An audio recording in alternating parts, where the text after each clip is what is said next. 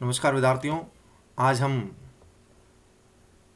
Class 12th के chapter number 4 chemical kinetics के जो पाठ्यनिहित न्यूमेरिकल्स हैं, जो 30 न्यूमेरिकल्स हैं उनको करेंगे।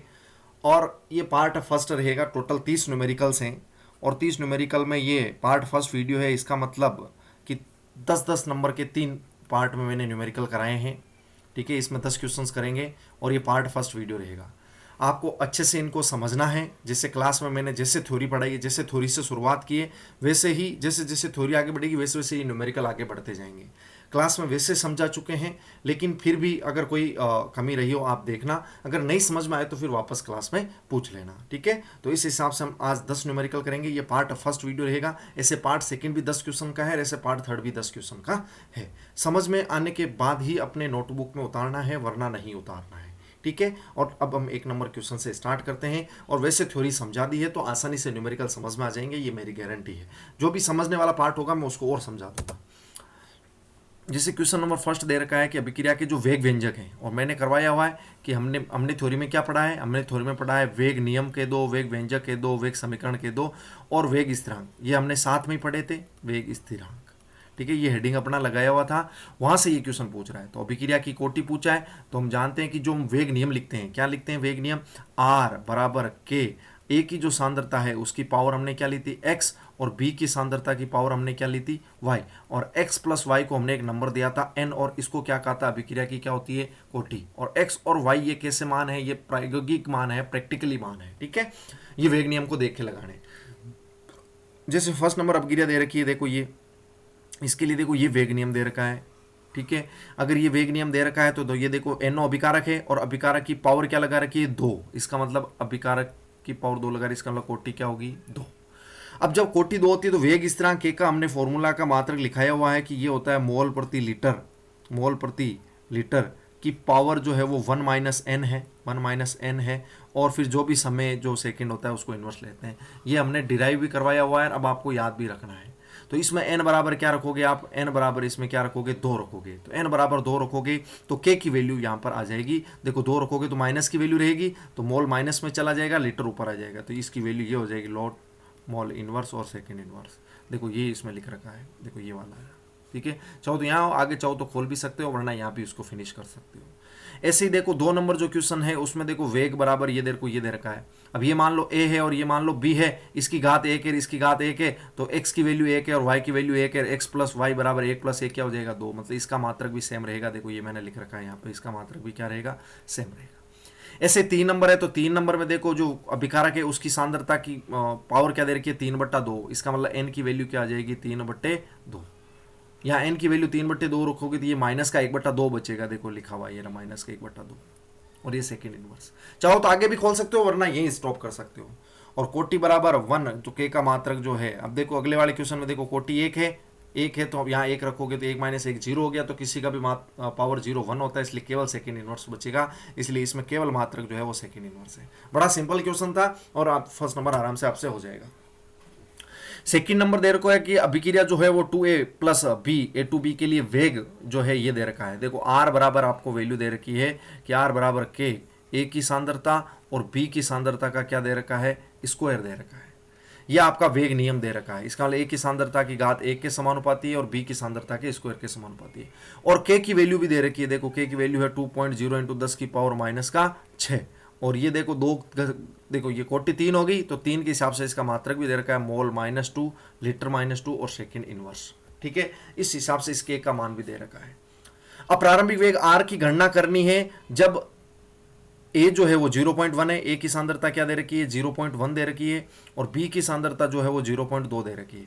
तो ये वैल्यू देखो रखनी है। इसमें k की वैल्यू आपको पता है, a की वैल्यू आपको पता है और b की वैल्यू आपको पता है। यहाँ से देखो मैंने रख दिया कि ये देखो k की वैल्यू रही, ये k की वैल्यू, ये a की वैल्यू है, ये देखो b की सांद्रता है, इसका पावर क्या लगा रखी है स्क्वायर, तो ये रहा स्क्वायर। तो इसका जब आप सॉल्यूशन करोगे 8 इंटू 10 की पावर -9, और वेग का मैंने मात्रक लिखा रखा है मोल प्रति लीटर गुणा सेकेंड होता है। ठीक है, तो ये मोल इस प्रकार लिख सकते हो, मोल लीटर इनवर्स और सेकेंड इनवर्स, ये मात्रक मैंने वेग का करवा रखा है। अब ये पहला क्वेश्चन तो आपसे हो जाएगा आराम से, लेकिन देखो दूसरी ओर कह रखी है कि अभिक्रिया वेग की गणना करनी है जब a घटकर 0.06 हो जाए। तो देखो दूसरे क्वेश्चन को समझना ढंग से कि आपको जो अब अभिक्रिया दे रखी है वो इंपॉर्टेंट हो जाएगी। देखो जब अभिक्रिया दे रखी है 2a प्लस b, यह मिलकर मान लो कोई भी उत्पाद बना रहा है। देखो इसको ध्यान से समझना भैया ना, समझ में आ जाएगी। अब अभिकारक घटकर क्या हो रहा है, 0.06 मोल प्रति लीटर रह रहा है। देखो शुरुआत में अभिकारक कितना था, तो देखो इनिशियल वेग में जब t बराबर हम 0 पर देखेंगे तो ये 0.1 था और ये क्या था, 0.2 था। अब ये घटकर जो है t समय पर क्या हो गया, ये t समय पर ये घटकर हो गया 0.06। तो हमें अब ये देखना जरूरी है, a की वैल्यू तो हमें मिल गई 0.06। अब b की सांद्रता, जब a की सांद्रता 0.06 रहेगी तब b की सांद्रता क्या होगी, ये हमें फाइंड करना है। ये पता चल जाए तो k तो कांस्टेंट है, k की वैल्यू बड़ा पता चल जाएगी, a की पता है और v की पता चल जाए तो अपना काम हो जाएगा, r की वैल्यू फाइंड हो जाएगी। तो हम इसको ये पता करने के लिए हम क्या करेंगे, देखो पहले ये पता करेंगे कि 0.1 से जब अभिकारक 0.06 हो गया है तो उत्पाद बना कितना। तो आप ये देखोगे कि जब 0.1 से 0.06 गया तो 0.04 उत्पाद में परिवर्तित हुआ है। ये वैल्यू जो है ये उत्पाद में परिवर्तित हुई है। कितने, किस में परिवर्तित हुई है, उत्पाद। लेकिन यहां देखो ए के कितने मोल हैं, 2 मोल हैं, और बी के यहां पर देखो 1 ही मोल है। तो जब 2 मोल 0.04 उत्पाद में परिवर्तित होगा, देखो यहां मैं लिख रहा हूं कि 2 मोल किस में परिवर्तित हो रहा है, 0.04 उत्पाद में, समझना। तो बी तो यहां 1 मोल है, तो 1 मोल कितने उत्पाद में परिवर्तित होगा, तो आप देखोगे कि 0.04 में आप 2 का भाग दे दोगे तो यह आ गया 0.02। आपने कहा कि 1 मोल यदि कोई अभिकारक होता तो वो 0.02 उत्पाद में बदलता, तो 0.02 उत्पाद में ये बदलेगा, तो ये 0.02 उत्पाद में बदलेगा तो बचेगा कितना, 0.18 बच जाएगा। ये समझ में आनी चाहिए कि ये 0.04 उत्पाद में बदलेगा, 2 मोल है तो ये 1 मोल 0.02 उत्पाद में बदलेगा, 1 मोल। जब ये 0.02 उत्पाद में बदलेगा तो इसके पास अभिकारक बचेंगे 0.18 और इसके पास बचेगा 0.06। तो ए की सांद्रता की वैल्यू आपको मिल गई 0.06 और बी की सांद्रता की जो वैल्यू मिल गई आपको वो 0.18 है। देख लो ये रहा, के की वैल्यू रख दी 0.06 और ये 0.18 का स्क्वायर हो जाएगा। इस प्रकार ये इसकी वैल्यू आ जाएगी। ठीक है, कर लिया। ये आपको आसानी से समझना है, नहीं समझ में आए तो फिर क्लास में मैं और समझा दूंगा। हालांकि समझने वाला कुछ नहीं है, ये मैंने पूरा करा रखा है कि 2 मोल 0.04 उत्पाद बदलेगा, क्योंकि 0.06 अभिकारक अभी बचा हुआ है। देखो ये लिख रहा है 0.06 अभिकारक बचा हुआ है, तो 0.04 उत्पाद बदला, लेकिन कितने मोल है, 2 मोल। तो 1 मोल के लिए क्या होगा, 0.02 में चेंज हो जाएगा। ठीक है, ये आपको आसानी से समझ में आ जाएगा। अब प्लेटिनम सतह पर NH3 का जो अपघटन है वो शून्य कोटि की अपक्रिया, और मैंने ये अपक्रिया करवा रखी है आपको शून्य कोटि की उदाहरण में कि अगर आप यहाँ उत्प्रेरक लिखोगे और ये N2+ किस में बदलेगी, 3H2 में। ये मैंने अपक्रिया करवा रखी है आपको। तो N2H2 के उत्पादन की दर पूछी है, तो N2H2 के उत्पादन की दर पूछी है, तो N2H2 के उत्पादन की दर ये क्या ज्ञात करने की कोशिश कर रहे हैं, देखो ये फाइंड करना है हमें। कहने का मतलब देखो इसमें लिखा ही रखा है, देखो dN2/dt। देखो इस तरफ देखो, ये एक तो फाइंड करना है, एक dH2/dt फाइंड करना है। तो ये फाइंड करने के लिए हमें क्या है, शून्य कोटि की अभिक्रिया है, तो शून्य कोटि अभिक्रिया के लिए R बराबर क्या हो जाएगा, R बराबर क्या हो जाएगा, क्योंकि सांद्रता की पावर तो क्या लेते हैं, 0, तो किसी की पावर 0 1 होता है, तो R बराबर क्या हो जाएगा, K। तो शून्य कोटि अभिक्रिया के लिए R बराबर K है। ठीक है ना, और K की वैल्यू हमें ये दे रखी है, तो इसका मतलब वेग दे रखा है, ये K की वैल्यू है, इसका मतलब ये वेग दे रखा है। अब R बराबर K, ये कहानी समझ में आ गई आपको, और ये ज्ञात करना ये भी समझ में आ गई। लेकिन अब इस अभिक्रिया का क्या यूज होगा, तो इस अभिक्रिया के लिए हम जो मैंने टॉपिक करा रखा है, अभिक्रिया वेग तथा रस समीकरण मिति या स्टोइक्योमेट्री करा रखी है। देखो ये मैंने हेडिंग करा रखा है थ्योरी में, अभिक्रिया वेग तो इसी हेडिंग के नाम से है, तथा रस समीकरण मिति, रस समीकरण मिति जिसको स्टोइक्योमेट्री भी कहते हैं, रस समीकरण मिति, उसमें हमने इसको निकालना सीखा था। लेकिन अब देखो यहाँ NH3 का अपघटन दे रखा है, केवल NH3 का अपघटन, ये बस समझने वाली बात है। अगर ये 2NH3 का अपघटन देता तो हम कर देते, NH3 का केवल अपघटन दे रखा है, केवल अभिक्रिया NH3 में बदलनी है। ये ट्विस्ट है बस, और कुछ नहीं, कि 2 इधर गुणा में ये भाग में आ जाएगा, 1/2N2 हो जाएगा और ये 3/2H2 हो जाएगा। ये आपको समझनी है, ये आपको कहानी समझ में आनी चाहिए। केवल NH3 का अपघटन दे रखा है। अब इस अभिक्रिया के लिए आपको वेग लिखना है, तो इस अभिक्रिया के लिए हम जानते हैं क्या होता है, ये अभिकारक है, टूटेगा, -d NH3 की सांद्रता अपॉन क्या होगी, dt। ऐसे बराबर में ये उत्पाद है, तो इनके लिए आप क्या लिखोगे, प्लस, ये R बराबर हो जाएगा अभिक्रिया वेग, R बराबर प्लस। अब देखो हम इसको बट्टे में रखते थे, लेकिन ऑलरेडी ये 1/2 है, तो ये गुणा में आ जाएगा, 2d N2 की सांद्रता अपॉन dt। और ऐसे ही देखो ये है, तो ये बट्टे में रखते थे, तो इसलिए उल्टा हो जाएगा, प्लस का साइन, 2/3d H2 की सांद्रता अपॉन dt। ये आपका मान आ जाएगा। तो यहां से आपको R पता है, तो एक बार R बराबर ये रख दो। देखो R बराबर क्या रख दोगे, प्लस का 2d N2 की सांद्रता अपॉन dt। और r बराबर k है और k का आपको मान पता है। एक बार ये रखोगे तो देखो ये वैल्यू फाइंड करनी है तो 2 का एक बार क्या लगा दोगे, भाग लगा दोगे। देखो ये दे रखा है r/2, तो ये वैल्यू आ जाएगी इसकी, समझ में आ गई। ऐसे ही दूसरी बार में ये रखोगे तो इसको किससे, देखो दूसरी बार में ये बराबर रखोगे r बराबर k बराबर ये रखोगे 2/3 प्लस का d H2 की सांद्रता अपॉन dt, ठीक है ना। ये बराबर में रखोगे तो देखो ये हो जाएगा, तो ये r 2/3 है, इधर इधर इसको गुणा करने के लिए 3 गुणा में चला जाएगा और 2 भाग में आ जाएगा। ये करोगे तो ये dH2 अपॉन dt आ जाएगा, ठीक है। ये मैंने करवा दिया है, आसानी से इसको समझना। बस ये है कि NH3 का अपघटन दे रखा है इसलिए इसको पूरी अभिक्रिया को NH3 में चेंज किया, बाकी कोई परिवर्तन नहीं। अब देखो डाइमेथिल ईथर के अपघटन से ये बनता है अभिक्रिया, आपको कुछ भी बनता है उससे कोई मतलब नहीं। वेग नियम ये दे रखा है, वेग नियम ये दे रखा है, तो अभिक्रिया की कोटि n बराबर क्या हो जाएगी, 3/2 ये हो जाएगी। और देखो इसने प्रेशर के रूप में लिख दिया, प्रेशर के रूप में लिख दिया तो हम प्रेशर के रूप में हम जानते हैं सांद्रता की जगह प्रेशर ले लेना है। और हम वैसे तो क्या रखते थे, देखो मैंने लिखाया हुआ है कि देखो k का मात्रक मैंने लिखाया हुआ है इस प्रकार, देखो मोल प्रति लीटर की पावर 1 - n और सेकेंड इनवर्स। ये तो था बिना गैसीय अभिक्रियाओं के लिए। गैसीय अभिक्रियाओं के लिए मैंने मोल प्रति लीटर की जगह आपको एटीएम लिखाया था, atmospheric pressure, ATM 1 - n second inverse. और ये यहाँ कह रहा है एटीएम की जगह क्या लेना है, बार भी प्रेशर का मात्रक होता है, तो ये हो जाएगा बार 1 - n सेकेंड इनवर्स के बराबर ये। और n की वैल्यू आपको वेग समीकरण में दे रखी है, n की वैल्यू मैंने पहले लिख दी है 3/2, तो यहाँ 3/2 रख देना, आंसर आ जाएगा, ठीक है। 5वां थ्योरी का क्वेश्चन था इसलिए मैंने इसको स्किप कर दिया है। अब 6 नंबर देखो, 6 नंबर है किसी अभिक्रिया के लिए एक अभिक्रिया द्वितीय कोटि की है, द्वितीय कोटि की अभिक्रिया है, तो अभिक्रिया का वेग कैसे प्रभावित होगा जब सांद्रता 2 गुणी कर दी जाए, आधी कर दी जाए।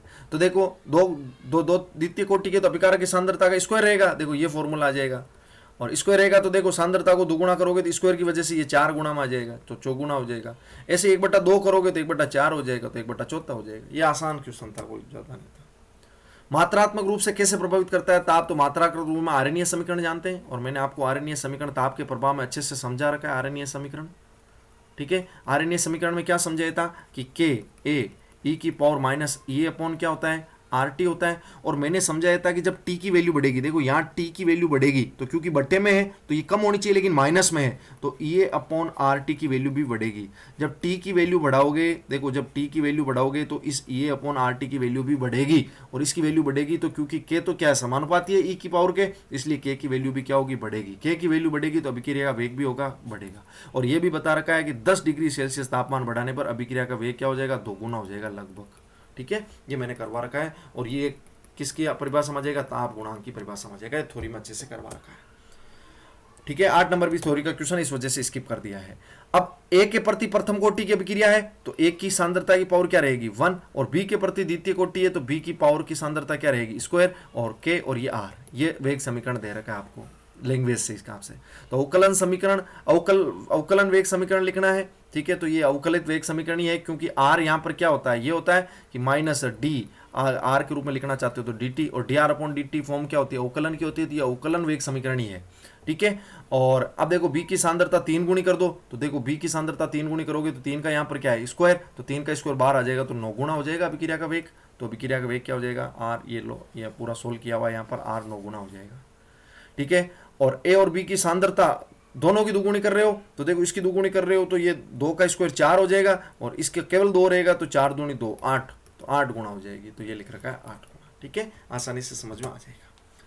10 नंबर क्वेश्चन क्या दे रखा है कि A और B की सांद्रता, A और B के विभिन्न अभिक्रिया प्रारंभिक वेग। देखो एक तो ये A की सांद्रता दे रखी है, ठीक है, ठीक है, ये दे रखी है इस प्रकार 3 A की सांद्रताएं दे रखी है, इस प्रकार 3 जो है B की सांद्रताएं दे रखी है, और इनके वेग दे रखे हैं, जो भी शुरुआती जो वेग है R0 ये दे रखे हैं, ठीक है। तो ये R0 की वैल्यू दे रखी है। अब पूछा क्या है, A तथा B के प्रति अभिक्रिया कोटि, मतलब कहने का मतलब ये अभिक्रिया इस प्रकार है कि A की पावर क्या है x और B की पावर क्या है y। अब आपको क्या करना है, R दे रखा है, R दे रखा है, इसमें K तो कांस्टेंट है, एक की पावर दे, देखो एक की सांद्रताएं दे रखी है, 1 2 3 सांद्रताएं दे रखी है, ऐसे B की दे रखी है, तो R का मान रखोगे, A का मान रखोगे, B का मान रखोगे, तो इस प्रकार आपको 3 समीकरण मिलेंगे, 1 2 3 समीकरण मिलेंगे। उनसे आपको क्या फाइंड करना है, x और y। कैसे फाइंड करेंगे, देखो आगे चला रखा है, देखो 1 नंबर में यदि वैल्यू रखेंगे तो देखो एक में A की वैल्यू देखो 0.20 रख दो, B की 0.30 रख दो, तो ये R की वैल्यू आ जाएगी। देखो ये रखी 0.20 0.30, और ये वैल्यू किसकी आ गई, R की।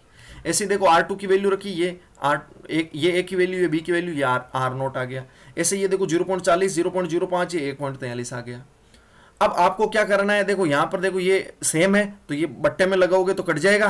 तो देखो R1 बट्टा R2 किया मैंने, देखो ये सब गिरा मैंने, क्या किया R1 बट्टा R2 किया, तो R1 बट्टा R2 किया तो देखो ये हो गया K 0.20 की पावर क्या था X, और 0. अब छोटा कोष्टक लगा लो, चाहे सांद्रता तो लगा दी मैंने, 0.30 की पावर X, ये K 0.20 की पावर X, और ये 0.10 की पावर क्या हो गया, ये सॉरी यहाँ Y है और ये यहाँ पर Y आ जाएगा। बराबर में देखो R1 और R2 की वैल्यू सेम है तो बराबर में ये कट के 1/1 हो जाएंगे, और K से K कट जाएगा, ये से ये कट जाएगा, सेम है, तो बचा क्या 0.30 की पावर क्या बचा Y, और 0.10 की पावर क्या बचा Y, ये बराबर में 1। ये देखो ये गाते सेम है तो ये हो जाएगा 0.30 बट्टा 0.10 की पावर Y हो जाएगा। दोनों में देखो ये है तो पॉइंट हट जाएगा, तो क्या बचा 3 की पावर Y बचा, तो 3 की पावर Y बचा। देखो ये 0 से ये 0 कैंसिल हो जाएगा तो 3 ही बचेगा, 0 पॉइंट देखो ये 30/10 हो गया, 3/10 की पावर Y, तो 1 0 से 1 0, तो 3 की पावर Y बराबर क्या हो गया 1। इसका मतलब किसी की भी पावर 1 कब होती है, जब Y की वैल्यू क्या होगी 0 पर। A को क्या लिख सकते हो, A को 3 की पावर 0 लिख सकते हो ना, तो देखो कंपेरिजन करोगे तो Y बराबर क्या आ गया 0, तो यहां से Y की वैल्यू आ गई 0। अब आप क्या करोगे, फिर देखो समीकरण 2 और 3 में भाग दे दो, तो R2 बट्टे R3 करोगे, R2 बट्टे R3 करोगे तो देखो ये रहा किया। अब Y की वैल्यू तो क्या रहेगी 1, सॉरी Y की वैल्यू तो 0 है, तो 0 तो 0 किसी की पावर 0, ये 1 हो गया, ये भी 1 हो गया, और ये कटा तो 1/2 की पावर X बचा इधर, और इनको सोल्व किया जब ये 1/2.82। अब उल्टा करोगे तो 2 की पावर X, ये भी उल्टा हो जाएगा 2.82, दोनों तरफ लॉग ले लोगे, ये लॉग ले लिया, ये लॉग 2.82। अब ये आपको होता है किसी की भी पावर होती है वो गुणा में आ जाती है, x log 2 हो गया, और log 2 की वैल्यू 0.3010 होती है, मैंने करवा रखा है। और इधर देखो log 2.82 है, और हम जानते हैं देखो log 3 की वैल्यू क्या होती है, समझना, log 3 की वैल्यू होती है 0.4771, ये मैंने करा रखा है। और log 2 की वैल्यू क्या होती है, log 2 की वैल्यू होती है 0.3010। अब समझना वैल्यू log 2 की। अब देखो ये जो 2.82 है, 2.82 किसके करीब है, 3 के करीब है, तो लगभग 0.45 मान लेना, 47 के करीब ही आएगा तो 0.45 मान लिया, तो 0.45 माना तो देखो ये रहा 0.45, और ये 0.3010 भाग दिया तो 1.49 आ गया, लगभग 1.5 के करीब आएगा। तो आप कह दोगे लगभग 1.5 आ जाएगा, कोई दिक्कत नहीं है, आप लगभग बता देना, ठीक है। तो x की वैल्यू 1.5 और y की वैल्यू क्या होगी 0, ठीक है। इस प्रकार ये समीकरण निकालना है, ठीक है ना। ये कोटि वाला थोड़ा देखो प्रैक्टिस करोगे तो हो जाएगा ना, कोई ज़्यादा बड़ी बात नहीं है, ठीक है। इस प्रकार ये आप आसानी से कर लोगे, ठीक है। और अब ये पार्ट 2 है जो नेक्स्ट वीडियो में रहेगा, ठीक है। तो इस प्रकार आपको 10 के 10 क्वेश्चन, जिसमें 2 तो थ्योरी के थे, तो 8 क्वेश्चन आपको अपनी फेयर नोटबुक में उतारने हैं। उसके बाद हम पार्ट 2 वीडियो को कंप्लीट करेंगे। तो ये देखने के बाद ही आपको पार्ट 2 वीडियो देखना है, ठीक है। नमस्कार विद्यार्थियों।